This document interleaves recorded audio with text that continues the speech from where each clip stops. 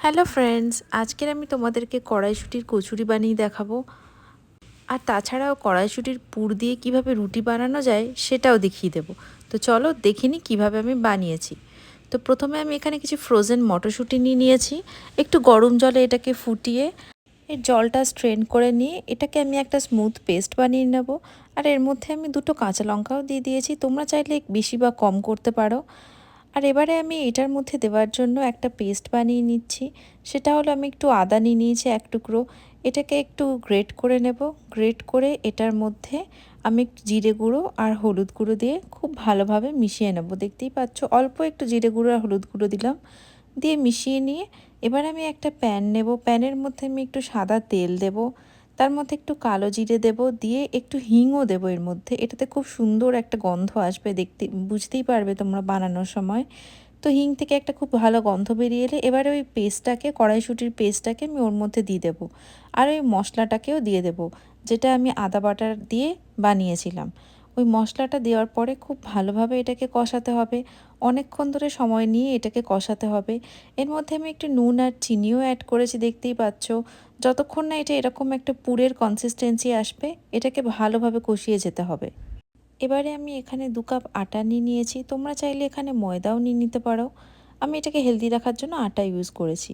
এবার আটার মধ্যে একটু নুন দিয়ে দেবো, একটু ব্রাউন সুগার দিয়ে দেবো, আর একটু সাদা তেল দিয়ে দেবো।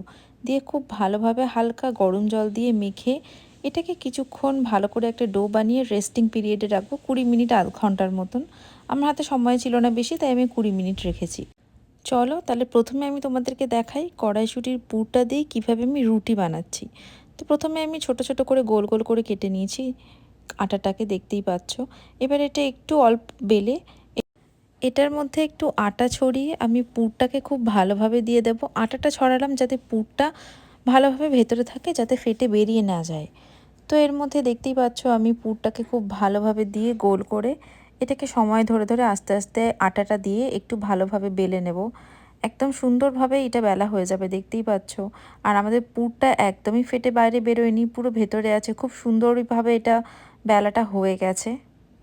এবারে এখানে আমি একটা তাওয়া নিচ্ছি, শুকনো তাওয়ার মধ্যেই রুটিটাকে দিয়ে খুব ভালোভাবে এটাকে সেঁকে নেব সময় ধরে। দেখতেই পাচ্ছ এটা একটু সময় লাগ, কারণ এতে একটুও তেল আমি অ্যাড করিনি।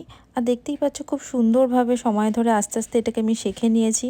তারপরে এটাকে আমি আগুনের ওপর ধরবো, ধরে একটু ভালোভাবে সেঁকে নেব। আর দেখতেই পাচ্ছ কি ভালোভাবে ফুলেছে, আর আমাদের রুটিটা একদম হয়ে গেছে কড়াইশুঁটির পুর দিয়ে। খুবই সুন্দর দেখতে লাগছে, দেখতেই পাচ্ছ। তো চলো আমরা এবার একটা কচুরি বানাই। তো আমি সেম একইভাবেই পুরটাকে ভালোভাবে ভেতরে দিয়ে বেলে এটাকে ছোট করে লুচির মতন করে এটাকে আমি তেলের মধ্যে ভাজছি, দেখতেই পাচ্ছ। এটাও দেখতে অসাধারণ হয়েছে, একদমই রেডি হয়ে গেছে। তো এখানে আমি তোমাদেরকে আর এক রকমভাবে করে দেখাচ্ছি। তো এখানে আমি ছোট ছোট সাইজে দুটো রুটি বেলে নিয়েছি। এবার এর মধ্যে আমি পুরটাকে একটার মধ্যেই দিচ্ছি, অনেকটা দেবো বেশি করে, দেখতেই পাচ্ছ। তো এইটাতে পুরটা অনেকটাই লাগবে। যদি তোমরা পুরটা বেশি করে খেতে চাও তাহলে অবশ্যই এভাবে একবার বানিয়ে দেখো, এতে পুরটা অনেকটা বেশি লাগবে আর এটা খেতেও খুবই সুন্দর হবে। এবার রুটি দুটোকে কিছুই না, একসাথে এভাবে জয়েন করে ভালোভাবে বেলে আমি এটাকে সেঁকেছি। তো দেখো এখানে আমরা রুটি বানালাম, একটা পরোটাও বানালাম, তার সাথে আবার একটা কড়াইশুঁটির কচুরিও বানালাম। এটা খেতে অসাধারণ হয়েছিল, সবগুলো খেতেই খুব ভালো হয়েছিল। দেখতেই পাচ্ছ এটা দেখতে কতটা ইয়াম্মি লাগছে। আর এর সাথে আমি কাশ্মীরি আলুর দম বানিয়েছিলাম, এই দুটো খেতে অসাধারণ লেগেছিল। ভালো লাগলে অবশ্যই আমার চ্যানেলটাকে সাবস্ক্রাইব করো।